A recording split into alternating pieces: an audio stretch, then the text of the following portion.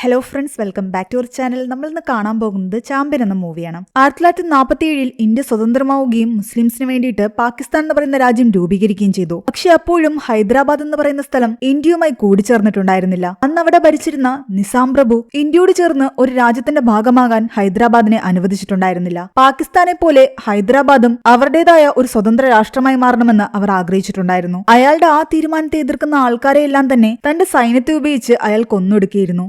റസാക്കേഴ്സ് എന്നായിരുന്നു ആ സൈന്യത്തെ അയാൾ പേരിട്ട് വിളിച്ചിരുന്നത്. ആ സൈന്യത്തിന്റെ എല്ലാം തന്നെ തലവനായിരുന്നു കാസിം റസ്വി. ഹൈദരാബാദ് ഇങ്ങനെ ഒറ്റപ്പെട്ടു നിൽക്കുമ്പോൾ സർദാർ വല്ലഭായ് പട്ടേല് കാസിം റസ്വി വിളിക്കുകയും ഇന്ത്യൻ യൂണിയനുമായിട്ട് ഹൈദരാബാദ് ചേരണമെന്ന് നിർദ്ദേശിക്കുകയും ചെയ്യുന്നു. എന്നാൽ ആ ഒരു സ്വപ്നം മറന്നേക്കാനാണ് പട്ടേലിനോട് കാസിം പറയുന്നത്. അവർക്കതൊരു സ്വതന്ത്ര രാഷ്ട്രമാക്കാനായിരുന്നു താല്പര്യം. ഇന്ത്യയോടൊപ്പം ചേരാൻ ഒരു താല്പര്യം ഉണ്ടായിരുന്നില്ല. എന്നാൽ ഇന്ത്യയുടെ ബാക്കി പ്രദേശങ്ങളെല്ലാം സ്വതന്ത്രമായിട്ടും ഹൈദരാബാദ് മാത്രം ഇങ്ങനെ നിൽക്കുന്നത് പട്ടേലിനെയും ബാക്കിയുള്ള ആൾക്കാരെ ബുദ്ധിമുട്ടിക്കുന്നുണ്ടായിരുന്നു. തൽക്കാലം കുറച്ചുകൂടി സമയം കാസിമിന് കൊടുക്കാൻ അവർ തീരുമാനിച്ചു. പക്ഷേ കാസിം ഒരു രീതിയിലും അടുക്കുന്നുണ്ടായിരുന്നില്ല. തനിക്കെതിരെ സംസാരിക്കുന്ന എല്ലാവരെയും തന്നെ കൊല്ലാനായിരുന്നു കാസിം തന്റെ അനുയായികളോട് പറഞ്ഞിരുന്നത്. അങ്ങനെയിരിക്കെ ഹൈദരാബാദിൽ തന്നെയുള്ള ഒരു ഗ്രാമത്തിലെ ഭിക്ഷാപതി എന്ന് പറയുന്ന ഒരാള് തന്റെ ഗ്രാമനിവാസികളോട് സംസാരിക്കുന്നു. ഇന്ത്യ മുഴുവൻ സ്വാതന്ത്ര്യം നേടി അത് ആഘോഷിക്കുന്ന സമയത്തും ഹൈദരാബാദിലുള്ള ജനങ്ങൾക്ക് മാത്രം ആഘോഷിക്കാൻ പറ്റുന്നില്ല എന്നും നമ്മൾ ഇപ്പോഴും അടിമകളായിട്ട് തന്നെയാണ് നിൽക്കുന്നതെന്നും അയാൾ ബാക്കിയുള്ളവരോട് പറയുന്നു. കാസിമിന്റെ ഈ ഒരു തീരുമാനത്തിനെ എതിർക്കണമെന്നും നമുക്കും ഇന്ത്യൻ യൂണിയനിൽ തന്നെ ചേരണമെന്നും അയാൾ പറയുന്നത് കാസിമിന്റെ ആൾക്കാർ അറിയുകയും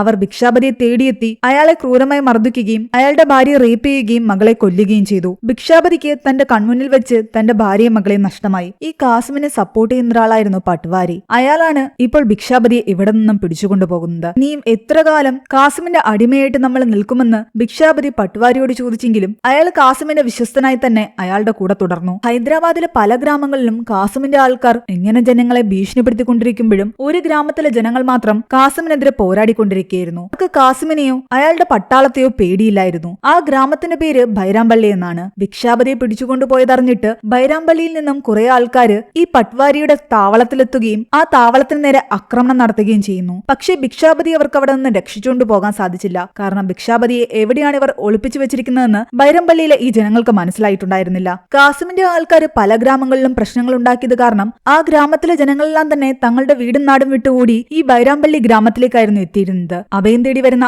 ആരെയും തന്നെ ബൈരാംപള്ളി ഗ്രാമത്തിലെ ആൾക്കാര് തിരിച്ചു പറഞ്ഞുവിട്ടില്ല. അവർക്കെല്ലാം അവിടെ താമസിക്കാനുള്ള സൗകര്യങ്ങൾ ചെയ്തു കൊടുത്തു. അവിടുത്തെ ഗ്രാമത്തലവനായിരുന്നു രാമറെഡ്ഡി. രാമറെഡ്ഡിയുടെ ഒപ്പം ചേർന്ന് നിന്ന് ഈ ജനങ്ങളുടെ കൂടെ പ്രവർത്തിക്കുന്ന ആളായിരുന്നു സുന്ദരയ്യ. ഇന്നിവർ നടത്തിയ അക്രമത്തിന് പകരമായിട്ട് തിരിച്ചൊരാക്രമണം എപ്പോ വേണമെങ്കിലും സംഭവിക്കാം. അത് പ്രതീക്ഷിച്ച് തന്നെയായിരുന്നു ഈ ഗ്രാമനിവാസികൾ ഇരിക്കുന്നത്. അതേസമയം മറ്റൊരിടത്ത് നമ്മുടെ നായകനായ മൈക്കിളിനെ കാണിക്കുന്നു. അവന്റെ അച്ഛന്റെ പേര് ജോർജ് വില്യംസ് എന്നാണ്. അവന്റെ പേര് മൈക്കിൾ വില്യംസ് എന്നും. തന്റെ അച്ഛനെ നഷ്ടപ്പെട്ട ശേഷം അനാഥനായി മാറിയ ഇവനെ സംരക്ഷിക്കുന്നത് അവന്റെ ഒരു ആന്റിയും അങ്കിളും ചേർന്നിട്ടാണ്. അവന്റെ അങ്കിളിന്റെ പേര് ജോസഫ് എന്നാണ്. വലിയൊരു ഫുട്ബോളർ ആകണമെന്നായിരുന്നു മൈക്കിളിന്റെ ആഗ്രഹം. അന്ന് നടക്കാൻ പോകുന്ന ഒരു മത്സരത്തിൽ വിജയിച്ച ശേഷം താൻ ഇംഗ്ലണ്ടിലേക്ക് പോകുമെന്ന് അവൻ എല്ലാവരോടും വീമ്പ് പറയുന്നുണ്ട്. അവന്റെ അങ്കിൾ ജോസഫ് ആകട്ടെ പലർക്കും ഇല്ലീഗലായിട്ട് ഗൺ എത്തിച്ചു കൊടുക്കാൻ ഹെൽപ്പ് ചെയ്യാറുണ്ടായിരുന്നു. അന്ന് അവന്റെ മത്സരം നടക്കാൻ പോകുന്നത് കാസിമിന്റെ പട്ടാളത്തിന്റെ കൂടെയാണ്. ഇംഗ്ലണ്ടിൽ നിന്ന് വന്ന പല ആൾക്കാരും ഈ കളി കാണാൻ വന്നിട്ടുണ്ട്. അവരുടെ മുന്നിൽ താൻ നന്നായിട്ട് പെർഫോം ചെയ്യുകയാണെങ്കിൽ ഇംഗ്ലണ്ടിലെ ടീമിലേക്ക് തന്നെ സെലക്ട് ചെയ്യുമെന്നും തനിക്ക് ഇംഗ്ലണ്ടിലേക്ക് പോകാൻ പറ്റുമെന്നൊക്കെയായിരുന്നു മൈക്കിളിന്റെ വിശ്വാസം. അങ്ങനെ മത്സരം ആരംഭിച്ചു. മൈക്കിൾ നന്നായിട്ട് പെർഫോം ചെയ്യുന്നുണ്ടായിരുന്നു. കാസിമിന്റെ പട്ടാളത്തിലെ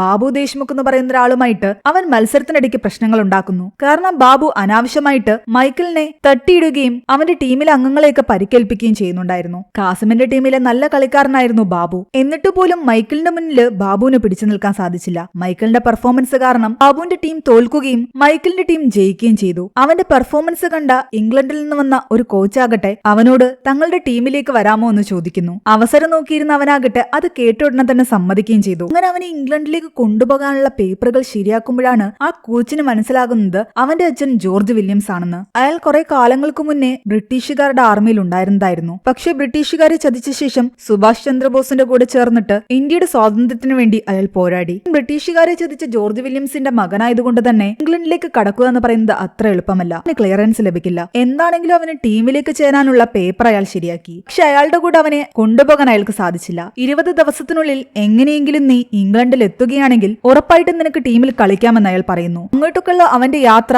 അവന്റെ സ്വന്തം റിസ്കിലായിരിക്കും. മൈക്കിൾ ആകെ ധർമ്മസങ്കടത്തിലായി. ഇംഗ്ലണ്ടിലേക്ക് എത്തുക എന്ന് പറയുന്നത് അത്ര എളുപ്പമല്ല. അതിന് ആരുടെയെങ്കിലും സഹായം അവന് കിട്ടിയെങ്കിലേ പറ്റൂ. അവൻ തന്റെ അങ്കിള് ജോസഫിന്റെ സഹായം തേടുന്നു. അവിടെ തോക്കുകൾ ലീഗലായിട്ട് കയറ്റുമതി ചെയ്യുന്ന ചില ആൾക്കാരുണ്ടായിരുന്നു. പക്ഷെ ആ കൂട്ടത്തിൽ ചിലരാകട്ടെ ആരും അറിയാതെ കുറെ തോക്കുകൾ ഇല്ലീഗലായിട്ട് ആവശ്യാനുസരണം പലയിടങ്ങളിലും എത്തിക്കും. അങ്ങനെ തോക്കുകൾ ഇവർക്ക് ഡയറക്റ്റ് കൊടുക്കാൻ പറ്റില്ല, അതിനൊരു മീഡിയേറ്റർ ആവശ്യമുണ്ടായിരുന്നു. അങ്ങനെ പലപ്പോഴും ചില ആൾക്കാർ ജോസഫിനെ തേടി വരാറുണ്ട്. ഒന്നോ രണ്ടോ തോക്കൊക്കെ ജോസഫ് അങ്ങനെ പലയിടങ്ങളിലും എത്തിച്ചു കൊടുക്കുമ്പോൾ അയാൾക്ക് നല്ലൊരു എമൗണ്ട് കിട്ടുമായിരുന്നു. ജോസഫിന്റെ കസ്റ്റമേഴ്സ് എല്ലാം തന്നെ ഫോറിനേഴ്സ് ആണ്. ജോസഫ് വിചാരിച്ചു കഴിഞ്ഞാൽ അവരുടെ ഹെൽപ്പോട് കൂടി മൈക്കിളിനെ ഇംഗ്ലണ്ടിലേക്ക് എത്തിക്കാം. അവരോട് അതിനെപ്പറ്റി സംസാരിച്ചപ്പോൾ അവരാകട്ടെ ജോസഫിനോട് പറയുന്നത് നാളെ ഒരു പ്ലെയിൻ പോകുന്നുണ്ട്, പക്ഷെ അതിലെന്തായാലും മൈക്കിളിനെ കൊണ്ടുപോകാൻ സാധിക്കില്ല, അടുത്ത പ്ലെയിൻ ഇനിയുള്ളത് 15 ദിവസത്തിന് ശേഷമാണെന്ന്. അപ്പോഴേക്കും ഇവനെ ഞങ്ങൾ കൊണ്ടുപോകാം, പക്ഷെ അതിന് പകരമായിട്ട് ഞങ്ങൾ പറയുന്നൊരു ജോലി നീ ചെയ്യണം. ഇപ്പോൾ ഒന്നോ രണ്ടോ തോക്കൊക്കെ പല കസ്റ്റമേഴ്സിന്റെ കയ്യിലും ഞങ്ങൾ വഴി നീ എത്തിച്ചു കൊടുക്കുന്നുള്ളൂ, പക്ഷെ ബൾക്കായിട്ട് തോക്കുകൾ ഒരിടത്ത് എത്തിച്ചു കൊടുക്കണം. പറയുന്ന സ്ഥലത്ത് കറക്റ്റ് ആയിട്ട് എത്തിച്ചു കൊടുത്തു കഴിഞ്ഞാൽ ഉറപ്പായിട്ടും മൈക്കിളിനെ ഞങ്ങൾ കൊണ്ടുപോകാം. എന്നാൽ അത് റിസ്ക് ആണെന്ന് ജോസഫിന് അറിയാമായിരുന്നു. പക്ഷെ മൈക്കിൾ നിർബന്ധം പിടിക്കുന്നുണ്ട്.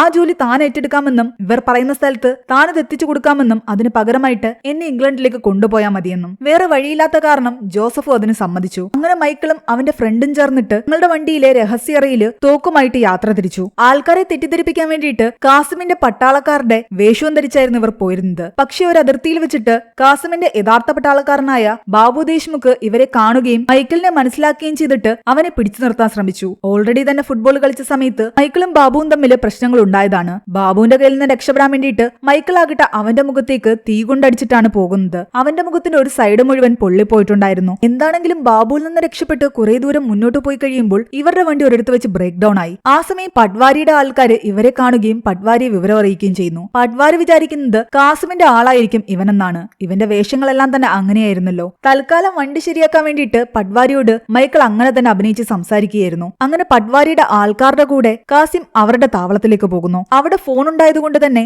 ജോസഫിനെ വിളിക്കാൻ അവന് സൗകര്യമായിരുന്നു. ഞങ്ങൾ ഇതുപോലൊരു സ്ഥലത്ത് പെട്ടിരിക്കുകയാണെന്ന് ജോസഫിനെ അറിയിക്കുമ്പോൾ ജോസഫ് പറയുന്നുണ്ട്, തലേന്ന് രാത്രി നിങ്ങൾ ആ ബാബുവായിട്ട് നടത്തിയ പ്രശ്നങ്ങളെ പറ്റിയൊക്കെ ഞാൻ അറിഞ്ഞു. അത് കാരണം സാധനം കൈമാറേണ്ട സ്ഥലത്ത് ഒരു ചെറിയ മാറ്റം ഉണ്ടെന്നും മറ്റൊരു സ്ഥലത്തേക്കാണ് സാധനങ്ങൾ കൊണ്ടുവരേണ്ടതെന്നും പറയുന്നു. ഉടനെയൊന്നും കൊണ്ടുവരണ്ട, കുറച്ച് ദിവസങ്ങൾ കഴിഞ്ഞിട്ട് മതി, അതുവരെ എവിടെയെങ്കിലും സേഫ് ആയിട്ടിരിക്കാനായിരുന്നു ജോസഫ് പറയുന്നത്. അങ്ങനെയാണെങ്കിൽ കുറച്ചു ദിവസം ഇവിടെ തന്നെ ഒളിച്ചു താമസിക്കാമെന്ന് മൈക്കിളും അവന്റെ കൂട്ടുകാരനും തീരുമാനിക്കുന്നു. പക്ഷേ ഇവൻ ഈ ഫോണിലൂടെ സംസാരിക്കുന്നതെല്ലാം തന്നെ പട്വാരിയുടെ ഒരാൾ ഒളിഞ്ഞിരുന്ന് കേൾക്കുന്നുണ്ടായിരുന്നു. മൈക്കിൾ കാസിമിന്റെ ആളല്ലാന്ന് സംശയം തോന്നിയ പട്വാരിയാകട്ടെ അതൊന്ന് ചെക്ക് ചെയ്യാൻ വേണ്ടിയിട്ട് ഇവർ നേരത്തെ പിടിച്ചു വെച്ചിരുന്ന ആ ഭിക്ഷാപതിയെ അവിടേക്ക് കൊണ്ടുവരുന്നു. വേട്ട നടത്താൻ നിങ്ങൾക്ക് ഒരുപാട് ഇഷ്ടമല്ലേ, വേണമെങ്കിൽ ദേ ഇവനെ കൊന്നുകളഞ്ഞു എന്ന് പറഞ്ഞിട്ട് പട്വാരി മൈക്കിളിന്റെ കയ്യിൽ തോക്കെടുത്ത് കൊടുക്കുന്നു. പക്ഷെ മൈക്കിളിന് ഒരിക്കലും ഒരാളെ കൊല്ലാൻ സാധിക്കില്ലായിരുന്നു. അവൻ പേടിച്ചു നിൽക്കുന്ന കണ്ടപ്പോഴേ പട്വാരിക്ക് ഉറപ്പായി ഇത് കാസിമിന്റെ ആളല്ലാന്ന്. അവനെ കൈയോടെ പിടിക്കാൻ തന്റെ ആൾക്കാരോട് പട്വാരി പറഞ്ഞതും മൈക്കിൾ അവിടെ നിന്ന് ഇവരെല്ലാം അടിച്ചിട്ടിട്ട് രക്ഷപ്പെടുന്നു. വണ്ടിയെടുത്ത് അവിടെ നിന്നും മൈക്കിൾ പോകാൻ തുടങ്ങിയതും ആ തക്കത്തിന് ഭിക്ഷാപതിയാകട്ടെ മൈക്കിളിന്റെ വണ്ടിയിൽ കയറിയിട്ടുണ്ടായിരുന്നു. നിങ്ങൾ എന്തിനാ എന്റെ വണ്ടിയിൽ കയറിയതെന്ന് മൈക്കിൾ ചോദിക്കുമ്പോൾ ഭിക്ഷാപതി പറയുന്നുണ്ട്, ഇപ്പോ ഒന്നും സംസാരിക്കാൻ നേരമില്ല, പെട്ടെന്ന് ഇവിടെ നിന്ന് പോകാൻ. പട്വാരിയുടെ ആൾക്കാർ ഇവരെ ഫോളോ ചെയ്ത് വരുന്നുണ്ട്. പക്ഷെ ഒരിടത്ത് ചെന്നപ്പോൾ 2 പാത കണ്ടിട്ട് മൈക്കിളിന് എങ്ങോട്ട് പോകണമെന്ന് ആകെ കൺഫ്യൂഷനായി. അപ്പോൾ ഭിക്ഷാപതിയാണ് പറയുന്നത് ബൈരംപള്ളിയിലേക്ക് പോകാൻ. ബൈരംപള്ളിയിലേക്കുള്ള വഴിയിൽ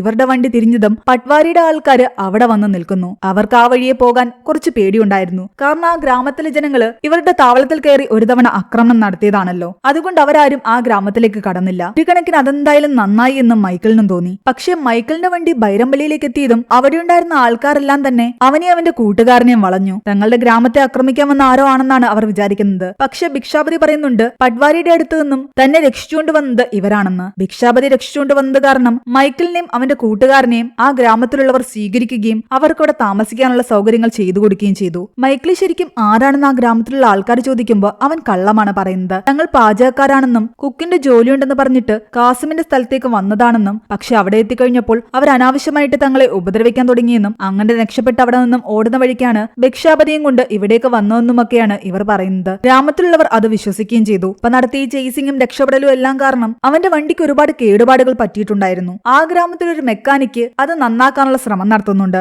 എന്താണെങ്കിലും ആയുധങ്ങൾ എത്തിക്കുന്നിടം വരെ ആ ഗ്രാമത്തിൽ സേഫ് ആയിട്ട് നിൽക്കാനായിരുന്നു മൈക്കിളിന്റെയും അവന്റെ കൂട്ടുകാരൻ ഷെബീറിന്റെയും തീരുമാനം. ആ ഗ്രാമത്തിലെ ലക്ഷ്മി എന്ന് പറയുന്ന ഒരു പെൺകുട്ടിയാകട്ടെ അവരോട് പറയുന്നുണ്ട്, നിങ്ങൾക്ക് വിശക്കുകയാണെങ്കിൽ എന്നെ അറിയിച്ചാൽ മതി, ഞാൻ ആഹാരം തരാമെന്ന്. ആ ഗ്രാമത്തിൽ മൈക്കിളിനെ പോലെ അനാഥനായ ഒരു പയ്യനുണ്ടായിരുന്നു. ഇവിടെ ബൈരംപള്ളിയെ എങ്ങനെയെങ്കിലും ആക്രമിച്ച് തങ്ങളുടെ അധീനതയിൽ കൊണ്ടുവരണമെന്ന് ആഗ്രഹിക്കുന്നവരാണ് കാസിമും ദേശ്മുഖും. ബാബു ദേശ്മുഖിന്റെ അച്ഛനായ ദേശ്മുഖാണിത്. അയാളും കാസിമിന്റെ പട്ടാളത്തിന്റെ കൂടെ തന്നെയായിരുന്നു. അവസരം കിട്ടാൻ അവരെല്ലാവരും നോക്കിയിരിക്കുകയാണ്. ആ സമയം ഈ ഗ്രാമത്തിൽ നടക്കുന്ന ഒരു നാടക പ്രോഗ്രാമാണ് നമ്മളെ കാണിക്കുന്നത്. ചന്ദ്രകല എന്ന് പറയുന്ന നമ്മുടെ നായികയായിരുന്നു ആ നാടകത്തിന്റെ സ്ക്രിപ്റ്റ് എഴുതിയിരുന്നത്. അവളുടെ അച്ഛനുൾപ്പെടെ കുറെ പേർ അതിൽ അഭിനയിക്കുന്നുണ്ടായിരുന്നു. എന്നാൽ ആ കൂട്ടത്തില് ബ്രിട്ടീഷ് ഭടന്മാരായിട്ട് വരേണ്ട 2 പേരുണ്ട്. അവർ മദ്യപിച്ച് ബോധം കെട്ട് കിടക്കുന്ന കാരണം ആ റോളിലേക്ക് തൽക്കാലത്തേക്ക് ചന്ദ്രയുടെ അച്ഛനാകട്ടെ അവിടെ മൈക്കിളിനെയും ഷെബീറിനെയുമാണ് വിളിക്കുന്നത്. ഞങ്ങൾ അതിലൊന്നും ഇല്ലാന്ന് പറഞ്ഞിട്ടും അവരെ നിർബന്ധിച്ച് അയാൾ കൂട്ടിക്കൊണ്ടുപോകുന്നു. എന്നാൽ സ്റ്റേജിൽ കയറി ഒരു ഡയലോഗൊക്കെ പറഞ്ഞ് തെറ്റിച്ചു. ഇത് കണ്ടുകൊണ്ടിരുന്ന ചന്ദ്രയാകട്ടെ അവരുമായി പോയി വഴക്കിടുകയും ചെയ്യുന്നു. നിങ്ങൾ കാരണം എന്റെ നാടകം പൊളിഞ്ഞു എന്ന് പറഞ്ഞിട്ട്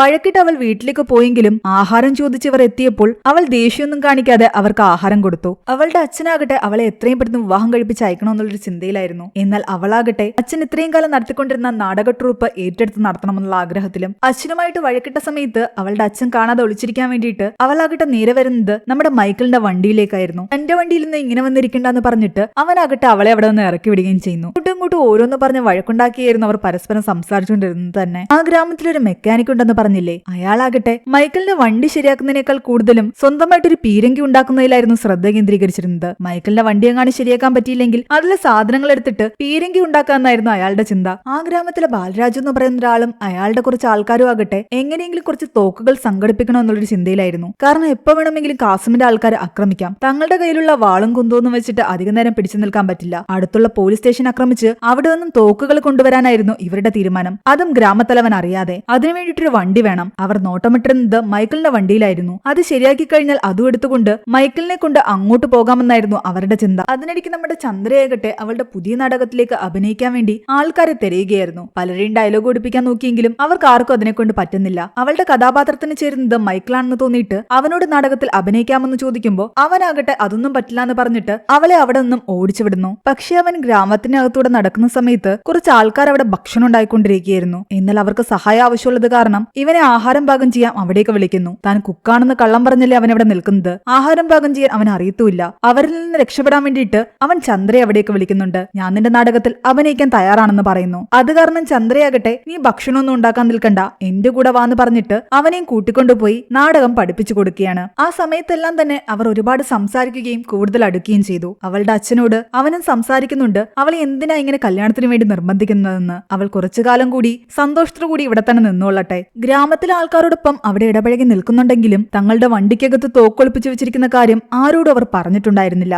അതിനിടയ്ക്ക് ഗ്രാമത്തിലുള്ള ഒരാൾ വഴി അവിടെ ഉണ്ടായിരുന്ന ആ പയ്യനെ പറ്റി മൈക്കിൾ അറിയുന്നു. ഇത് നടക്കുന്ന സമയത്ത് ഒരുപാട് പരുക്കുകളോടെ ഒരു സ്ത്രീ ഇവിടെ വന്നിട്ടുണ്ടായിരുന്നു. പൂർണ്ണ ഗർഭിണിയായ അവര് പ്രസവവേദന കൊണ്ട് പിളയുമ്പോൾ ഇയാളായിരുന്നു ആ സ്ത്രീയെ സഹായിച്ചിരുന്നത്. കുഞ്ഞിന് ജന്മം നൽകിയ ശേഷം ആ സ്ത്രീ മരിച്ചു പോവുകയും ചെയ്തു. പിന്നെ ഇവിടെയുള്ള ആൾക്കാരുടെ സഹായത്തോടു കൂടിയാണ് ആ പയ്യൻ അവിടെ വളർന്നുകൊണ്ടിരിക്കുന്നത്. അവനോടുള്ള സ്നേഹം കൊണ്ട് മൈക്കിൾ ആകട്ടെ തന്റെ ഫുട്ബോള് അവന് സമ്മാനിക്കുകയും ചെയ്തു. നാടക റിഹേഴ്സലിനിടയിലെല്ലാം തന്നെ ചന്ദ്രയുടെ ശ്രദ്ധ മുഴുവൻ മൈക്കിളിലായിരുന്നു. പതിയെ പതിയെ അവർ തമ്മിൽ ഒരു ചെറിയ പ്രണയം ഉണ്ടാകാൻ തുടങ്ങി. അവളുടെ പുതിയ നാടകത്തിൽ അവൻ നന്നായിട്ട് അഭിനയിക്കുകയും എല്ലാവരുടെയും കയ്യടി നേടുകയും ചെയ്തു. ഇത് കണ്ടതോടുകൂടി അവളുടെ അച്ഛൻ അവളോട് പറയുന്നുണ്ട്, തൽക്കാലം ഒരു വർഷത്തേക്ക് ഞാൻ നിനക്ക് കല്യാണമൊന്നും ആലോചിക്കുന്നില്ല എന്ന്, നീ നാടകവുമായിട്ട് മുന്നോട്ട് പോയിക്കൊള്ളാൻ. അതിനിടയ്ക്ക് ഒരു ദിവസം രാത്രി ആഹാരം കഴിച്ചുകൊണ്ടിരിക്കുമ്പോൾ ലക്ഷ്മിയുടെ ചേട്ടൻ പറഞ്ഞിട്ട് മൈക്കിൾ അറിയുന്നുണ്ട് ബാലരാജുവും അവന്റെ ആൾക്കാരും മൈക്കിളിനെ ഉപയോഗിച്ച് അടുത്തുള്ള പോലീസ് സ്റ്റേഷൻ ആക്രമിച്ച് അവിടെ നിന്നും തോക്കുകളും മറ്റും എടുത്തുകൊണ്ടുവരാൻ പ്ലാൻ ചെയ്യുന്നുണ്ടെന്ന്. ഇത് കേട്ടതോടുകൂടി മൈക്കിൾ ഷെബീറിനോട് പറയുന്നുണ്ട്, നമ്മളിവിടെ നിൽക്കുന്നത് അത്ര സേഫ് അല്ലാന്ന്, നാളെ തന്നെ നമുക്ക് ഇവിടെ നിന്നും പോകണമെന്ന്. അങ്ങനെ പിറ്റേന്ന് രാവിലെ തന്നെ ഇവർ രണ്ടുപേരും അവിടെ നിന്ന് പോകാൻ തുടങ്ങിയതും ബാലരാജുവും കൂട്ടരും അവരെ തടയുന്നു.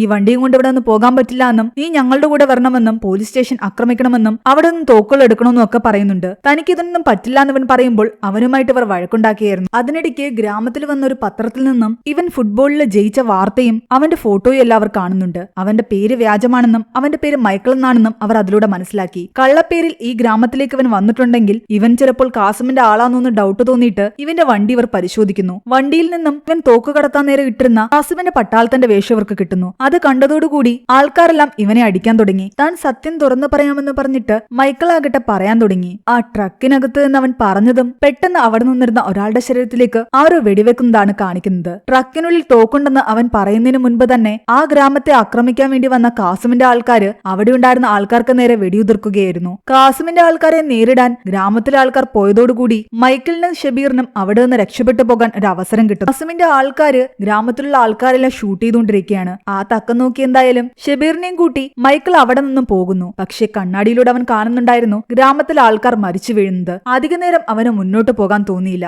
അവൻ തിരിച്ചു വന്ന് ആ ഗ്രാമത്തിലെ ആൾക്കാരെ രക്ഷിക്കാൻ ശ്രമിക്കുന്നു. തന്റെ വണ്ടിയിൽ ഒളിപ്പിച്ചു വെച്ചിരുന്ന തോക്കുകളെല്ലാം എടുത്ത് കാസിമിന്റെ ആൾക്കാർക്ക് നേരെ വെടിയുതിർത്തു. ഒട്ടും പ്രതീക്ഷിക്കാതെയുള്ള ആക്രമണമായിരുന്നു അത്. ഗ്രാമത്തിലുള്ള ആൾക്കാരുടെ കയ്യിൽ തോക്കുണ്ടാകുമെന്ന് കാസിമിന്റെ ആൾക്കാർ വിചാരിച്ചതേയില്ല. വെടിയേറ്റ് ആ കൂട്ടത്തിൽ ഒരുപാട് പേർ മരിച്ചു. അത് കാരണം ആക്രമണം അവസാനിപ്പിച്ച് അവർ തിരിച്ചു പോവുകയും ചെയ്തു. അത്രയും നേരം മൈക്കിളിനെ ചോദ്യം ചെയ്തുകൊണ്ടിരുന്ന ആ ഗ്രാമനിവാസികൾ മൈക്കിൾ ഇപ്പോൾ അവരെ രക്ഷിച്ച കാരണം അവനോടുള്ള ദേഷ്യമെല്ലാം മറന്ന് ഗ്രാമത്തിലൊരാളായി അവനെ സ്വീകരിക്കുന്നു. മൈക്കിൾ ഇടയ്ക്കിടയ്ക്ക് യുദ്ധഭൂമിയിൽ താൻ നിൽക്കുന്നതായിട്ട് സ്വപ്നം കാണുമായിരുന്നു. അങ്ങനെ അവൻ സ്വപ്നം കണ്ടുണർന്നതും അവനു ചുറ്റും ആ നാട്ടുകാരെ നിൽക്കുന്നു. അവന് വേണ്ട എല്ലാ സൗകര്യങ്ങളും അവർ ചെയ്തു കൊടുക്കുകയാണ്. ആരുടെയും ദൃഷ്ടിപ്പെടാതിരിക്കാൻ വേണ്ടിയിട്ട് ഒഴിഞ്ഞിടുകയും ചെയ്യുന്നു. ആ ഗ്രാമത്തിൽ തന്നെ നിൽക്കാൻ പറയുമ്പോൾ അവൻ പറയുന്നുണ്ട്, എനിക്കിവിടെ നിൽക്കാൻ താല്പര്യമില്ല, ഞാൻ പോവുകയാണെന്ന്. പക്ഷെ ഇപ്പൊ കഴിഞ്ഞ ആ വെടിവെപ്പിന് ശേഷം അവന്റെ വണ്ടിക്ക് ഒരുപാട് കേടുപാടുകൾ പറ്റിയിട്ടുണ്ടായിരുന്നു. ഉടനെയൊന്നും അവൻ ഇവിടെ നിന്ന് പോകാൻ പറ്റില്ല. എന്താണെങ്കിലും അവൻ ആദ്യം ഗ്രാമനിവാസികളോട് പറഞ്ഞത് കള്ളമായതുകൊണ്ട് തന്നെ അവൻ ചന്ദ്രയെ പോയി കണ്ട് സത്യങ്ങളെല്ലാം തുറന്നു പറയുന്നു. താൻ ഈ നാട്ടിലൊന്നും നിൽക്കാൻ ആഗ്രഹിക്കുന്നില്ല എന്നും തനിക്ക് ഇംഗ്ലണ്ടിലേക്ക് പോകണമെന്നും വലിയ ഫുട്ബോൾ കളിക്കാരനാകണമെന്നും. നീ ഇതൊക്കെ എന്നോട് എന്തിനാ പറയുന്നതെന്ന് അവൾ ചോദിക്കുമ്പോൾ അവൻ പറയുന്നുണ്ട്, ഇവിടെ ഏറ്റവും കൂടുതൽ അടുപ്പം അവൻ അവളോടാണ് തോന്നിയതെന്ന്, അതുകൊണ്ടാണ് ഇതൊക്കെ പറയുന്നതെന്നും. രണ്ടുപേരുടെ മനസ്സിൽ പരസ്പരം ഇഷ്ടമുണ്ടെങ്കിലും അതൊന്നും അവർ പരസ്പരം തുറന്നു പറഞ്ഞിട്ടുണ്ടായിരുന്നില്ല. ആ പോരാട്ടത്തിൽ ഗ്രാമത്തലവൻ രാമറെഡ്ഡിക്ക് ഒരുപാട് പരിക്കുകൾ പറ്റിയിട്ടുണ്ടായിരുന്നു. സുന്ദരയെ ഉൾപ്പെടെ ആൾക്കാരെല്ലാം അവിടെ ഒത്തുകൂടി. മൈക്കിളിന്റെ കയ്യിൽ എങ്ങനെ തോക്കുകൾ വന്നു എന്ന് അവരെല്ലാവരും ചോദിക്കുമ്പോൾ മൈക്കിൾ താൻ ഇംഗ്ലണ്ടിലേക്ക് പോകാൻ വേണ്ടിയിട്ട് തോക്ക് കടത്തുകയായിരുന്നുവെന്നും അല്ലാതെ തനിക്ക് മറ്റൊരു ലക്ഷ്യം ഉണ്ടായിരുന്നില്ല എന്നും പറയുന്നു. നിങ്ങളെല്ലാം എല്ലാവരും അറിഞ്ഞ സ്ഥിതിക്ക് സുന്ദരിയാകട്ടെ മൈക്കിളിനോട് പറയുന്നുണ്ട്, ഈ തോക്കുകൾ തൽക്കാലം ഞങ്ങൾ വിട്ടുതരില്ല എന്നും ബൈരമ്പള്ളി നിവാസികൾക്ക് കാസിമിന്റെ പട്ടാളത്തോട് പോരാടണമെങ്കിൽ ഈ തോക്കുകളുടെ ആവശ്യമുണ്ടെന്നും. എന്നാൽ മൈക്കിളിനെ സംബന്ധിച്ച് ആ തോക്കുകൾ കിട്ടാതെ അവൻ ഇവിടെ നിന്നും പോകാൻ പറ്റില്ല. അവൻ രാമറെഡ്ഡിയോട് കുറെ റിക്വസ്റ്റ് ചെയ്യുന്നു, ആ തോക്കുകൾ കിട്ടിയില്ലെങ്കിൽ തനിക്ക് ഇംഗ്ലണ്ടിലേക്ക് പോകാൻ പറ്റില്ല എന്ന്. അവൻ ഈ ഗ്രാമത്തിന് വേണ്ടി ചെയ്തതൊക്കെ ആലോചിച്ചിട്ട് റെഡ്ഡി അവനോട് പറയുന്നുണ്ട്, നിങ്ങൾക്ക് ഇവിടെ നിന്ന് സുരക്ഷിതമായിട്ട് പോകാനുള്ള കാര്യങ്ങളെല്ലാം തന്നെ ഗ്രാമനിവാസികൾ ചെയ്തു തരുമെന്നും ഞങ്ങൾ അതിനെ ഒന്നും എതിർക്കില്ല എന്നും. ഇവിടെ കാസിം ആകെ ദേഷ്യത്തിലായിരുന്നു. ബൈരമ്പള്ളിയിലെ ആൾക്കാര് കാസിമിന്റെ പട്ടാളത്തിന് നേരെ ഇങ്ങനെ വെടിയുതിർക്കുമെന്ന് അയാൾ പ്രതീക്ഷിച്ചിട്ടുണ്ടായിരുന്നില്ല. ഹൈദരാബാദിനെ നിസാം എന്ന പേരിൽ സ്വന്തം രാഷ്ട്രമാക്കി മാറ്റാനുള്ള അയാളുടെ ശ്രമം അയാൾ വിട്ടിട്ടുണ്ടായിരുന്നില്ല. ഇവിടെ അയാൾ നടത്തുന്ന അക്രമങ്ങളൊക്കെ യുണൈറ്റഡ് നേഷൻ ശ്രദ്ധിക്കുന്നത് കൊണ്ട് തന്നെ രഹസ്യമായി അതൊക്കെ ചെയ്യാനായിരുന്നു അയാളുടെ തീരുമാനം. ഗ്രാമനിവാസികളെ കൊന്നൊടുക്കുന്നത് പുറം ലോകം അറിയാൻ പാടില്ല. അതിനു വേണ്ടിയിട്ട് തന്റെ പട്ടാള മേധാവിയായ ഹാഷിമിന്റെ കൂടെ ബാബു ദേശ്മുഖ് എന്ന് പറയുന്ന ഓഫീസറെ കൂടെ അയാൾ നിയമിക്കുന്നു. ഇവർ രണ്ടുപേരും ചേർന്നിട്ട് ബൈരമ്പള്ളി നിവാസികളെ തകർക്കാനുള്ള തീരുമാനത്തിലായിരുന്നു. തന്റെ സൈന്യത്തോട് മുഴുവൻ ഖാസിം പറയുന്നുണ്ട്, ഹൈദരാബാദ് ഒരു മുസ്ലിം രാഷ്ട്രമാക്കി മാറ്റാൻ എതിര് നിൽക്കുന്ന എല്ലാവരെയും തന്നെ കൊന്നൊടുക്കണമെന്ന്. ഇന്ത്യൻ യൂണിയനിൽ അതൊരിക്കലും ലയിക്കാൻ പാടില്ല. സ്വതന്ത്ര രാഷ്ട്രമായി തന്നെ ഇത് തുടരണം. ഈ ആക്രമണത്തെയെല്ലാം നേരിടാൻ വേണ്ടിയിട്ട് ബൈരമ്പള്ളിയിലെ ആൾക്കാർ തയ്യാറായി തന്നെ ഇരിക്കുകയായിരുന്നു. കാസിമിന്റെ പട്ടാളത്തെ നേരിടാൻ വേണ്ടിയിട്ട് ആയുധങ്ങളും ബോംബുകളും നിർമ്മിച്ചു. നമ്മുടെ ഗ്രാമത്തിലെ മെക്കാനിക്കാകട്ടെ സ്വന്തമായിട്ടൊരു പീരങ്കി ഉണ്ടാക്കുകയായിരുന്നു. കുറെ തവണ ടെസ്റ്റ് ചെയ്തെങ്കിലും അത് വിജയം കണ്ടില്ല. ഈ തയ്യാറെടുപ്പിനിടയിലും നമ്മുടെ ലക്ഷ്മിയുടെ വിവാഹം തീരുമാനിച്ചിട്ടുണ്ടായിരുന്നു. മറ്റൊരു ഗ്രാമത്തിലുള്ള ആളെയാണ് ലക്ഷ്മി വിവാഹം കഴിക്കാൻ പോകുന്നത്. തന്റെ ഗ്രാമനിവാസികൾ അപകടത്തിലുള്ളപ്പോൾ താൻ മാത്രം ഇവിടെ നിന്ന് രക്ഷപ്പെട്ടു പോകുന്നതിൽ ലക്ഷ്മിക്ക് ഒരു സന്തോഷം ഉണ്ടായിരുന്നില്ല. എന്നാൽ എല്ലാവരും കൂടി അവളെ പറഞ്ഞു മനസ്സിലാക്കി അവളുടെ വിവാഹം നടത്താനുള്ള തയ്യാറെടുപ്പുകൾ തുടങ്ങിയിരുന്നു. ഒത്തൊരുമയോടുകൂടി ഈ ഗ്രാമനിവാസികൾ പ്രവർത്തിക്കുന്നതും തങ്ങളെ ആക്രമിക്കാൻ വരുന്നവരെ നേരിടാൻ അവർ തയ്യാറെടുക്കുന്നതും എല്ലാം തന്നെ മൈക്കിൾ കാണുന്നുണ്ടായിരുന്നു. ഒരു സൈഡിൽ കാസിം ഈ നാട് സ്വന്തമാക്കാൻ ആഗ്രഹിക്കുന്ന പോലെ തന്നെ അയാളുടെ കൂടെ നിന്നുകൊണ്ട് ബാബു ദേശ്മുഖും അവന്റെ അച്ഛൻ ദേശ്മുഖും ചേർന്ന് ഈ നാട് സ്വന്തമാക്കാൻ ആഗ്രഹിക്കുന്നുണ്ടായിരുന്നു. മൈക്കിളിനാകട്ടെ ഇനി അധിക ദിവസം ഇവിടെ നിൽക്കാൻ പറ്റില്ല. ഇംഗ്ലണ്ട് എന്നുള്ള സ്വപ്നം അവന്റെ ഉള്ളിലുള്ളത് കൊണ്ട് തന്നെ അവൻ ഇവിടെ നിന്നും പോകാനുള്ള തീരുമാനത്തിലായിരുന്നു. ഇവിടുത്തെ ജനങ്ങൾ പലരും അവനോട് പറയുന്നുണ്ടായിരുന്നു, നീ ഇവിടെ തന്നെ നിൽക്കാൻ. എന്നാൽ എന്റെയും നിങ്ങളുടെയും സ്വപ്നങ്ങൾ വേറെ വേറെയാണെന്നാണ് അവൻ പറയുന്നത്. ആ സമയത്താണ് കാസിമിന്റെ അനുയായി ഒരു അറിയിപ്പുമായിട്ട് ഗ്രാമത്തിലേക്ക് വരുന്നത്. ഈ ഗ്രാമത്തിൽ നിസാം ഭരണം കൊണ്ടുവരണമെന്നും അതിനെ സപ്പോർട്ട് ചെയ്യുന്ന ദേശ്മുഖിനെ ഗ്രാമനിവാസികൾ അംഗീകരിക്കണമെന്നും അല്ലാത്ത പക്ഷം ഈ ഗവൺമെന്റ് നിങ്ങളുടെ എതിരെ ആക്ഷൻ എടുക്കുമെന്നുമാണ് പറയുന്നത്. നിസാം ഭരണത്തിന് കീഴിൽ ഈ ഗ്രാമം വന്നില്ലെങ്കിൽ അവരെയെല്ലാം കൊന്നൊടുക്കുമെന്ന് അവർക്ക് ഉറപ്പായിരുന്നു. എന്നിട്ടു പോലും അവർ ആ ഭരണം ഇവിടെ വേണ്ടാന്ന് തന്നെയാണ് പറഞ്ഞുകൊണ്ടിരുന്നത്. അയാളെ അവരെല്ലാവരും ചേർന്ന് അവിടെ നിന്ന് തല്ലി ഓടിക്കുന്നു. ജനങ്ങളുടെ അടിയും കൊണ്ട് ദേശ്മുഖിന്റെ അടുത്തേക്ക് തിരിച്ചു വന്ന അയാളെ ബാബു ദേശ്മുഖ് തന്നെ കൊല്ലുകയാണ്. ഈ വിവരങ്ങളെല്ലാം ദേശ്മുഖ് കാസിമിനെ വിളിച്ചു പറയുമ്പോൾ അയാളെ തിരിച്ചു പറയുന്നത് ആ ഗ്രാമത്തിലുള്ള എല്ലാവരുടെയും ജീവൻ എടുക്കാനാണ്. അത് കണ്ട് നമുക്കെതിരെ തിരിയാനിരിക്കുന്ന എല്ലാവരുടെയും മനസ്സിൽ ഭയം വരികയും അവരെല്ലാവരും നമ്മളുടെ കൂടെ നിൽക്കുകയും ചെയ്യും. അതായിരുന്നു അയാളുടെ പ്ലാനിങ്. മൈക്കിള് പോകാനുള്ള സാധനങ്ങളൊക്കെ പാക്ക് ചെയ്യുകയാണ്. എന്നാൽ മൈക്കിളിന്റെ കൂട്ടുകാരൻ ഷെബീർ ആകട്ടെ അവനോട് പറയുന്നുണ്ട്, ഞാൻ ഈ നാട്ടിൽ നിന്നും പോകാൻ ആഗ്രഹിക്കുന്നില്ല എന്ന്. ഈ ഗ്രാമനിവാസികളുടെ കൂടെ ഇവിടെ തന്നെ നിൽക്കാനാണ് തീരുമാനിച്ചിരിക്കുന്നത്. മൈക്കിള് നോക്കുമ്പോൾ ആ അനാഥനായ ചെറിയ പയ്യനെ പോലും തോക്കുപയോഗിക്കാൻ പരിശീലിപ്പിക്കുന്ന കണ്ടിട്ട് അവൻ അതിനെ പോയി എതിർക്കുന്നു. ഇങ്ങനെ തമ്മിൽ തല്ലി പ്രശ്നങ്ങളൊന്നും തീരില്ല എന്നും അവർ ഈ ഗ്രാമം സ്വന്തമാക്കാൻ ആഗ്രഹിക്കുന്നതെങ്കിൽ ഒന്നുകിൽ നിങ്ങൾ അവരുടെ കൂടെ നിൽക്കണം, അല്ലെങ്കിൽ ഈ ഗ്രാമം തന്നെ വിട്ടുപോകണമെന്ന്. എന്നാൽ ആ ഗ്രാമനിവാസികൾ അവനോട് പറയുന്നുണ്ട്, ഞങ്ങളുടെ പൂർവികർ താമസിച്ച മണ്ണാണിത്. ഞങ്ങളുടെ ഓർമ്മകൾ നിറഞ്ഞ ഈ സ്ഥലം വിട്ടിട്ട് എങ്ങോട്ടേക്കും പോകാൻ ഞങ്ങൾ തയ്യാറല്ല എന്ന്. സ്വന്തം മാതൃരാജ്യം വിട്ട് മറ്റൊരു നാട്ടിൽ പോയി ജീവിക്കാൻ ആഗ്രഹിക്കുന്ന മൈക്കിളിനെ പോലൊരാളോട് ഇത് പറഞ്ഞിട്ട് കാര്യമില്ല എന്നും ചിലർ അവനോട് പറയുന്നു. ഗ്രാമത്തിനെ എതിർക്കാൻ വരുന്ന ആൾക്കാർക്കെതിരെ നിങ്ങൾ പോരാടുകയാണെങ്കിൽ കുറെ നേരം നിങ്ങൾക്ക് ചെറുത്തു നിൽക്കാൻ സാധിക്കുകയായിരിക്കും. പക്ഷെ നിങ്ങളുടെ കൂട്ടത്തിൽ തന്നെ ഒരുപാട് പേർ മരിച്ചു വീഴും. ഒടുവിൽ ഈ ഗ്രാമത്തിൽ ജീവിക്കാൻ ആരും ബാക്കിയുണ്ടാകില്ല. അവങ്ങൾ മാത്രം മാത്രമായിരിക്കും ഈ ഗ്രാമത്തിൽ ഉണ്ടാകുന്നത്. അത്രയും പറഞ്ഞ് ദേഷ്യത്തോടെ മൈക്കിൾ അവിടെ നിന്നും പോയി. ചന്ദ്ര അവനോട് സംസാരിക്കാൻ ചെല്ലുമ്പോ അവനാകട്ടെ തന്റെ അച്ഛന്റെ കഥ അവളോട് പറയുന്നുണ്ട്.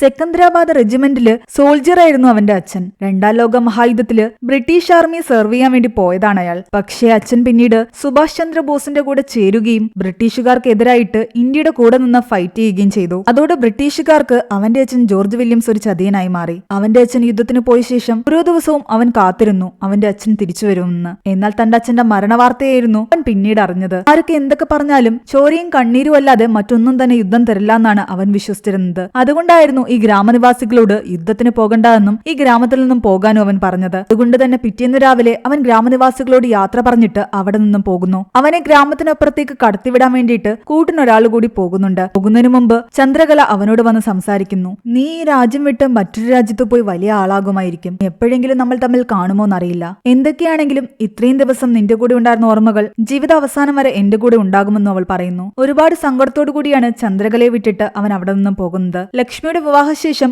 അവൾ തന്റെ ഭർത്താവിന്റെ വീട്ടിലേക്ക് പോകുന്നതും അതേ ദിവസം തന്നെയായിരുന്നു. ആ വിവാഹ സംഘവും മറ്റൊരു ദിശയിലേക്ക് യാത്ര തിരിച്ചു. ആ സംഘത്തില് നമ്മുടെ ആ ചെറിയ പയ്യനും ഉണ്ടായിരുന്നു. അങ്ങനെ ആ സംഘം ഒരു വഴിയെ പോകുമ്പോഴാണ് ബാബു ദേശ്മുഖ് അതുവഴി വരികയും ആ പയ്യന്റെ കയ്യിൽ ആ ഫുട്ബോൾ ഇരിക്കുന്നത് കാണുന്നതും. ആ ഫുട്ബോൾ മൈക്കിളിന്റെയാണെന്ന് ബാബുവിനറിയാം. ഇവൻ ഈ ഗ്രാമത്തിൽ വന്നിട്ടുണ്ടെന്നും ഗ്രാമനിവാസികളുടെ കൂടെ ചേർന്നിട്ടുണ്ടെന്നും മനസ്സിലാക്കിയ ബാബു ആകട്ടെ ആ വിവാഹ സംഘത്തെ എല്ലാം തന്നെ തന്റെ കസ്റ്റഡിയിൽ എടുക്കുന്നു. എന്നിട്ട് മൈക്കിള് പോയ വഴിയെ പോയി അവനെ കൈയോടെ പിടിക്കുകയും ക്രൂരമായി മർദ്ദിക്കുകയും ചെയ്യുന്നുണ്ട്. അവർ അവനെ ഈ വിവാഹ സംഘത്തിന്റെ അടുത്തേക്കാണ് കൊണ്ടുവരുന്നത്. ലക്ഷ്മിയും ബാക്കിയുള്ളവരെ എല്ലാം തന്നെ കാസിമിന്റെ പട്ടാളവും ബാബു ദേശ്മുഖും ചേർന്നിട്ട് ക്രൂരമായി ഉപദ്രവിച്ചിട്ടിരിക്കുന്ന കണ്ടിട്ട് മൈക്കിളിന്റെ ഹൃദയം തകർന്നു. അവന്റെ 2 കാലുകളും അടിച്ചു ചോര വരുത്തിയ ശേഷം ദേശ്മുഖ് ആകട്ടെ അവനെ വെല്ലുവിളിക്കുന്നു. നീ കുറഞ്ഞ സെക്കൻഡുകൾ കൊണ്ട് ഗോളടിക്കുന്നവനല്ലേ? ഈ ജനങ്ങളെ രക്ഷിക്കണമെങ്കിൽ ഞാൻ പറയുന്ന 20 സെക്കൻഡ് കൊണ്ട് നീ ഒരു ഗോളടിച്ച് കാണിക്കണം. അല്ലാത്ത പക്ഷം ഓരോരുത്തരെയായിട്ട് അയാൾ വെടിവെച്ച് കൊന്നുകൊണ്ടിരിക്കുകയായിരുന്നു. ആ ജനങ്ങളെ രക്ഷിക്കാൻ വേണ്ടിയിട്ട് അയാൾ പറഞ്ഞ പോലെ അവൻ ഗോളടിക്കാൻ ശ്രമിക്കുകയാണ്. അതിനിടയിൽ അവനെ ആക്രമിക്കാൻ ഒരുപാട് പേർ വരുന്നുണ്ടായിരുന്നു. അവരുടെയൊക്കെ കയ്യിൽ നിന്ന് അവന് ക്രൂരമായ മർദ്ദനം ലഭിച്ചു.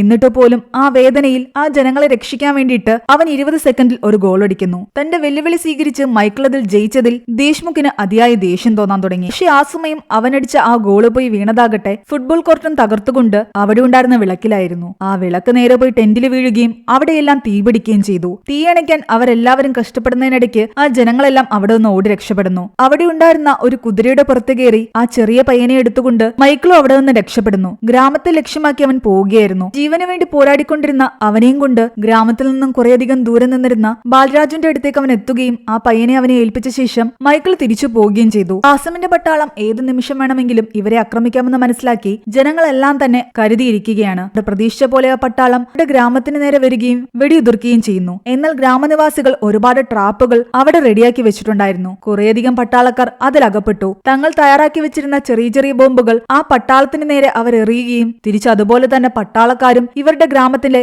ജനങ്ങളെ ആക്രമിക്കുകയും ചെയ്തു. അങ്ങോട്ടും ഇങ്ങോട്ടും വലിയ യുദ്ധം തന്നെ നടക്കുകയാണ്. ഒരുപാട് നേരം ഗ്രാമനിവാസികൾ പിടിച്ചു നിന്നു. അവിടുത്തെ മെക്കാനിക് ഉണ്ടാക്കിയ പീരങ്കി ഇപ്പോൾ വർക്ക് ചെയ്യുന്നുണ്ടായിരുന്നു. അതുപയോഗിച്ചിട്ട് ദേശ്മുഖിനെയും കാസിമിന്റെ പട്ടാളക്കാരെയും അവർ കുറെ നേരം നേരിട്ടു. പക്ഷെ അധിക സമയമൊന്നും തന്നെ അവർക്ക് പിടിച്ചു നിൽക്കാൻ സാധിച്ചില്ല. കാസിമിന്റെ പട്ടാളം അവരുടെ ജനങ്ങളിൽ ഒരുപാട് പേരെ കൊന്നൊടുക്കി. ക്രൂരമായി എല്ലാവരെയും മർദ്ദിച്ചു. സ്ത്രീകളെയും കുട്ടികളെയും എല്ലാം പിടിച്ചുകൊണ്ടുവന്ന് ഉപദ്രവിക്കാൻ തുടങ്ങി. അതേസമയം ഗ്രാമത്തിനകത്തേക്ക് കടക്കാതെ അവശനിലയിൽ പുറത്തു തന്നെ ഉണ്ടായിരുന്ന മൈക്കിൾ ആകട്ടെ തന്റെ അച്ഛനെ വീണ്ടും സ്വപ്നം കാണുന്നു. അവനവന്റെ അച്ഛനോട് ചോദിക്കുന്നുണ്ട് അച്ഛൻ എന്തിനാണ് യുദ്ധത്തിന് പോയതെന്ന്. അന്യായത്തിനും ക്രൂരതയ്ക്കും എതിരെ പോരാടാനാണ് താൻ പോയതെന്ന് അവന്റെ അച്ഛൻ അവനോട് പറയുമ്പോൾ അവൻ തിരിച്ചു ചോദിക്കുന്നുണ്ട് ഈ നാട്ടിൽ എന്തുകൊണ്ടാണ് ഇത്ര ക്രൂരത നടക്കുന്നതെന്ന്. എന്തുകൊണ്ട് ക്രൂരത നടക്കുന്നുവെന്ന് നമ്മൾ ചിന്തിക്കേണ്ട എന്നും അതിനെ തടയാൻ നമ്മൾ എന്ത് ചെയ്യുന്നു എന്നാണ് ചിന്തിക്കേണ്ടതെന്നുമാണ് അവന്റെ അച്ഛൻ അവനോട് പറയുന്നത്. അന്യായം നടക്കുമ്പോൾ അതിനെതിരെ പ്രതികരിക്കാനുള്ള ശക്തി നമുക്ക് ഉണ്ടായിട്ടും പ്രതികരിക്കാതെ പലരും നോക്കി നിൽക്കും. എന്നെങ്കിലും ഒരിക്കൽ നിന്റെ മുന്നിലും അങ്ങനൊരു അവസ്ഥ വരും. ആ സമയം നീ നോക്കി നിൽക്കാതെ പ്രതികരിക്കണം. അവിടെയായിരിക്കും നിന്റെ വിജയം. ഗ്രാമത്തിന് നേരെ നടക്കുന്ന അക്രമങ്ങൾ